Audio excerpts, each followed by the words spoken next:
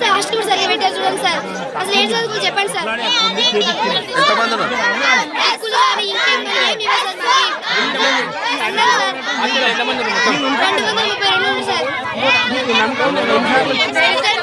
Okay sir, మేము వచ్చిన వరకు ఓకే సార్. ఇప్పుడే కాదు సార్, ఆమె ఎప్పుడైతే వచ్చిందో అప్పటి నుంచి ఇదే సార్. మా అక్క వాళ్ళు కూడా ఉంది సార్. వాళ్ళు ఇట్లా వెళ్ళిపోయింది సార్. వాళ్ళకి ధైర్యం లేక చెప్పలేదు. మేము ఆగలేదు సార్. మేము తినట్టుందే మాకు నెక్స్ట్ వాళ్ళు తినాలి కదా.